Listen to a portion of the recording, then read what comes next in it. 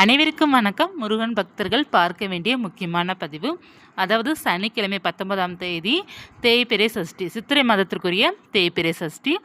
இந்த நாளன்று முருகப்பெருமான வழிபாடு செய்வது நம்மளுக்கு இருக்கிற பிரச்சனைகள் தீரும், கடன் தொல்லை நீங்கும், முக்கியமாக தேவையில்லாத கஷ்டங்கள் தீரும். நமக்கு அனாவசியமாக பிரச்சனைகள் யார் மூலமாவது உருவாகுது அப்படின்னா அந்த பிரச்சனைகள் நமக்கு தீரும். இந்த தேய்பிறை சஷ்டி என்று எல்லோருமே வழிபாடு செய்வதற்கு உகந்த நாளாக தான் இருக்குது. ஏன்னா எல்லோருக்குமே ஒவ்வொரு வித பிரச்சனைகள் இருந்து கொண்டு தான் இருக்கும்.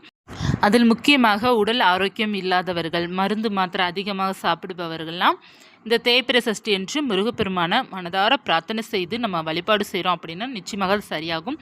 அதில் முக்கியமாக விபூதி வாங்கிட்டு போய்ட்டு கோவிலில் கொடுத்து அபிஷேகம் செய்கிறீங்க அப்படின்னாலே உங்களுக்கு உடல் ஆரோக்கியம் மேம்படும், நல்ல ஒரு மாற்றங்கள் உங்களுக்கு இருக்கும்.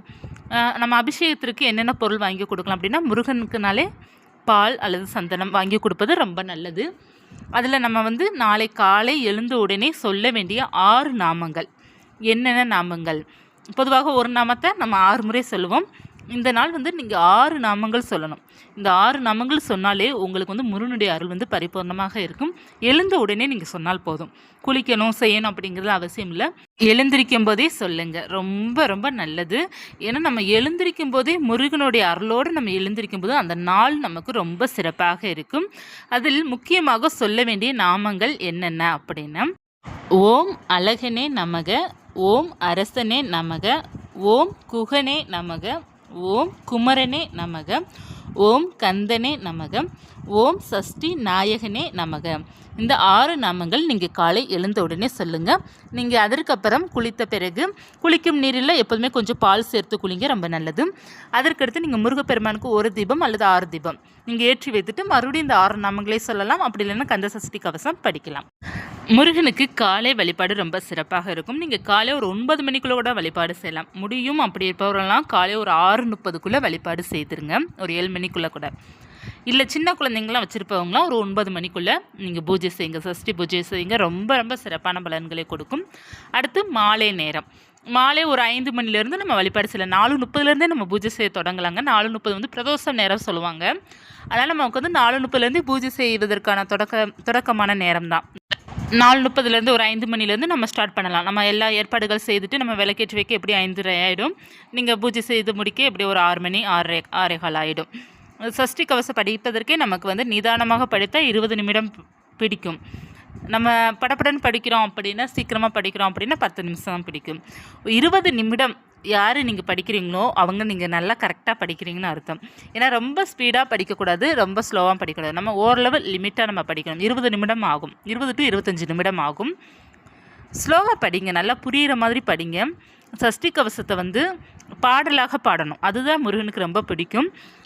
நமக்கு ஏற்கனவே சஷ்டி கவசம் ரொம்ப ஈஸி. நம்ம தினமும் அன்றாட கேட்பதுனால நமக்கு நல்லா அது ராகமாக தான் வரும். ஸோ நீங்கள் நல்லா ஸ்லோவாக நீங்கள் நல்லா ராகத்துடன் எந்த அளவுக்கு பாடுறீங்களோ அந்த அளவுக்கு முருகர் அதை கேட்பார். நம்ம வேகமாக படிக்கிறோம் அப்படின்னா நமக்கு அது புரியாது, முருகருக்கும் புரியாது. அவர் அவ்வளோதான், ஒரு 2 நிமிஷம் கேட்பார், 3 நிமிஷம் அவர் வேலையை பார்க்க ஆரம்பிச்சிடுவார். அதனால் நம்ம அவருடைய கவனத்தை நம்ம பக்கம் திருப்பணும் அப்படின்னா நம்ம நல்லா ஸ்லோவாக படிக்கணும், ரொம்ப அழகாக படிக்கணும். முதல் தடவை படிக்கல கொஞ்சம் பார்த்தீங்கன்னா சின்ன சின்ன மிஸ்டேக்ஸ் வரும். நீங்கள் அதெல்லாம் நினச்சி கவலைப்பட தேவையில்லை. நீங்கள் வாட்டில் ராகமாக படிச்சுட்டே இருங்க.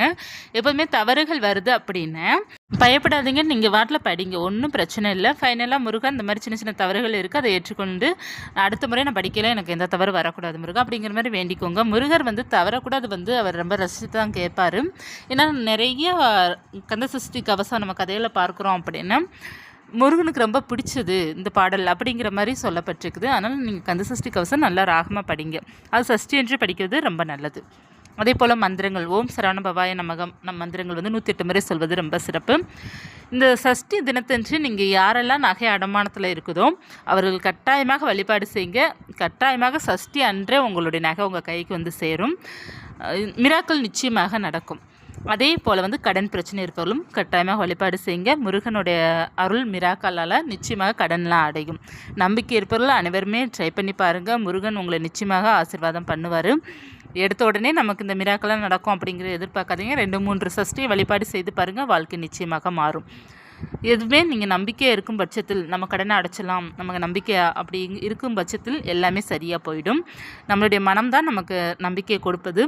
நம்மளுடைய தைரியம் தான் பார்த்தீங்கன்னா எல்லா பிரச்சனையும் தீர்த்து வைக்க முடியும். கடவுளுடைய அருளால் பார்த்தீங்கன்னா உங்களுக்கு எல்லாமே அது நடக்கும், பாசிட்டிவாகவே அமையும். கடவுளுடைய நம்பிக்கை இருந்தது அப்படின்னா இந்த உலகத்தில் நம்ம பயப்படவும் தேவையில்லை, கவலைப்படவும் தேவையில்லை. ஒரு சக்தி வந்து இறைவனே நமக்கு கொடுத்துருவாங்க. அதை வச்சு நீங்கள் முன்னேறி கொண்டு வரலாம். ரொம்ப எளிமையான நாமங்கள் தான், சிம்பிளான வழிபாடு தான். ஒரு தீபம் நெய் தீபம் முடிந்தால் ஏற்றுக்கோங்க, அப்படி இல்லை நல்லெண்ணெய் தீபம் ஏற்றிக்கோங்க. ஒரு பால் அல்லது தேன் நைவேத்தியம் வைத்துக்கோங்க, அல்லது கல்கண்டு கூட வைக்கலாம், பழங்கள் வைக்கலாம். வைத்து வழிபாடு செய்து பாருங்கள். செவ்வரளி பூக்கள் இருப்பது ரொம்ப சிறப்பானது. அப்படி இல்லைன்னா கிடைக்கிற பூக்கள் வைத்து நீங்கள் அலங்காரம் செய்து வழிபாடு செய்துக்கோங்க. மிக மிக சிறப்பாக இருக்கும். இந்த பதிவு உங்களுக்கு பயனுள்ளதாக இருக்கும்னு நினைக்கிறேன். இருந்தால் லைக் பண்ணிக்கோங்க. இது போன்ற தகவலுக்கு சேனலை சப்ஸ்கிரைப் பண்ணி வச்சுக்கோங்க. நன்றி.